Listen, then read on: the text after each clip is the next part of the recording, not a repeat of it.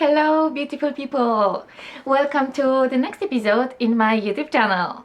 Today it will be continuing from the previous episode where I was talking about what social work actually is. If you haven't seen that video, you can find the link just here. And today, as I promised, I will be talking about the jobs that you can do after graduating from the social work degree. So if you are interested, if you are curious, then stay here with me. And without any further ado, let's get straight into it. First of all, I want to address an important issue, and that is the misconception of what social work actually is. I've talked about it a little bit in the previous episode, but I want to mention it one more time that there is kind of a bit of misunderstanding of what social workers do. And at least in Poland, the notion of the social worker is the person who is taking care of the paperwork, is the person that is sitting in the office and filling out the paperwork. Yes, I cannot say that this is not true. Social work is in a big part paperwork and documentation that needs to be filled out in order to provide the social assistance to many of the clients. However, it's not the only part of what social work actually is and what social workers do. So here in this episode, I will be talking more about the actual practice, about what there is there to do as a social work graduate. And even though I don't have a very vast experience and I haven't experienced all of the jobs and professions that are out there, I have an experience in the field and I would like to share it with you today. So maybe let's start with actually my previous volunteering job. It was the internship where I worked / volunteered in a daycare.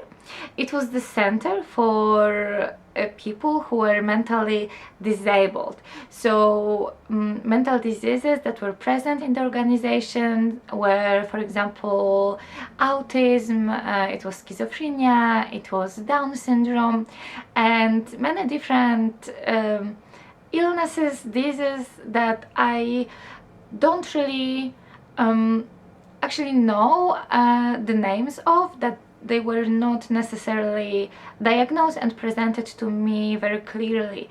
So I wasn't aware of everything that the patients, the clients suffered from, but these were, let's say, the most common ones.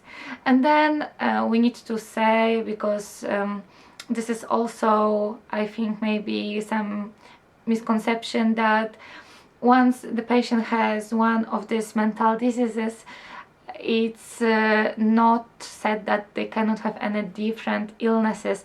And this is very often the case, that, for example, people with not very well developed cognitive system, meaning that their cognitivity stopped somewhere at 7-8 years old, they're suffering from physical illnesses as well, such as osteoporosis, such as weak muscles, such as lack of coordination, and all of that affects their daily functioning in the society. So the center that I worked in, it was a replacement for the employment, since this particular group of people, they are not really able to find an employment in the job market. The nation, the country provides them the replacement, and that is the daycare where they're supposed to come every single day and do what they feel like doing. The daycare where I was at, it was actually a very nice place, focusing quite a lot on the artistic tools and artistic techniques that they were used with the clients in the intervention, in the therapy. and this topic is particularly close to my heart since I will be writing my master thesis about that.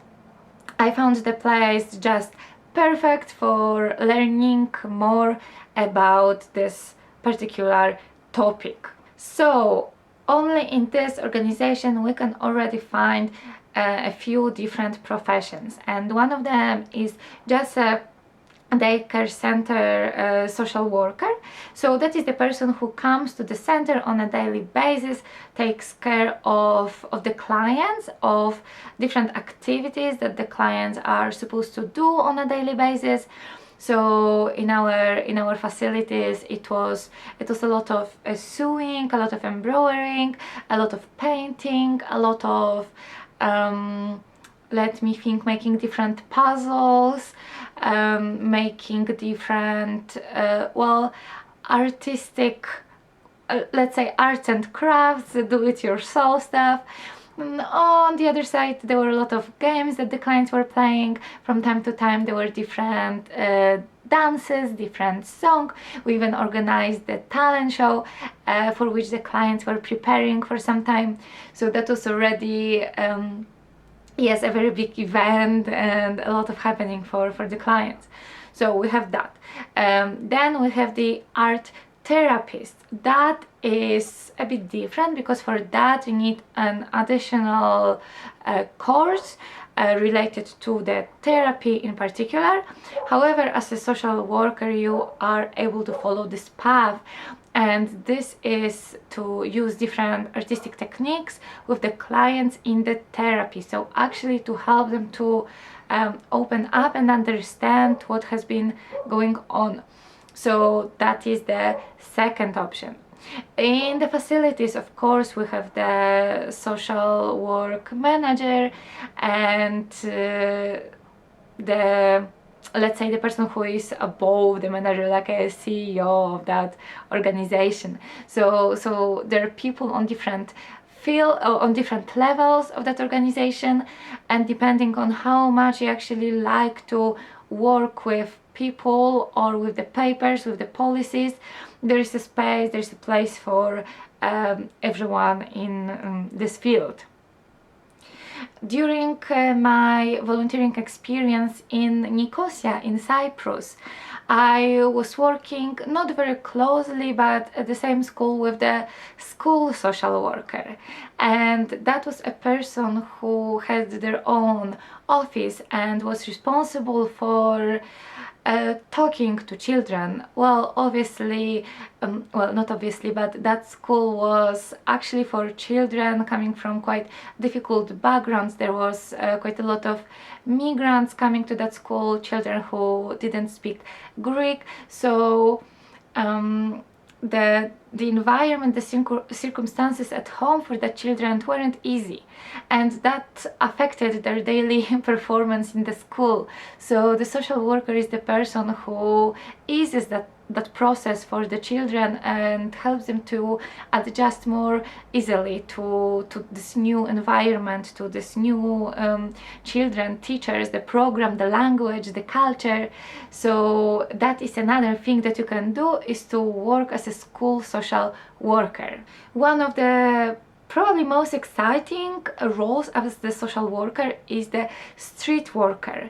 This is something that I wrote an essay about as well, and I found it extremely interesting. We visited one organization in Vilnius who was working in this way, and they were sending social workers on the street where there were children who had the tendency to spend more time on the street than at their home due to difficult circumstances and difficult family situation.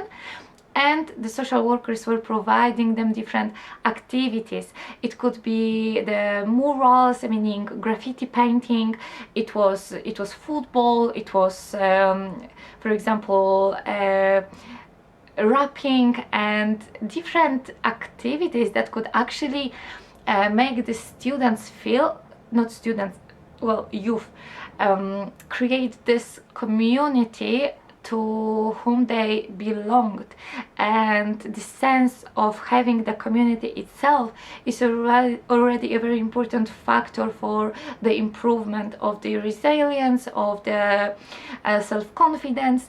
So the work that the social workers are doing on the street is extremely important. One of another aspect that I find super interesting is the career guidance. So you might be working with youth, guiding them through their career choices. And I know myself, I've been through that, and I struggled a lot with finding the path. And I know how important it is to have the person who can guide you and lead you to right resources, who might talk to you and listen to all of your doubts. And while I was studying at my old university in England, at the Lancaster University, I was using their career guidance services that were provided, and I found them extremely nice. It was something that I needed, and on top of that I received a lot of resources, I received a lot of knowledge. So being this help for the youth is also something that you might get involved in. Another one, we have the nursing home or the hospice. So this is the work with elderly, and this is one of the examples, of course, of the work with elderly. But if you enjoy having this very full of gratitude job where elderly are grateful for what you're doing for them, you might consider working in that type of the home or the center and enjoy from that wisdom that they can pass to you. Of course, in certain cases this job is not easy, because it really depends on what age are we talking about, what type of disabilities, perhaps, if there are any, what type of independence these people have. But if you're into that profession, then definitely you are empathetic and you have what's needed to be working with people. So this is another option.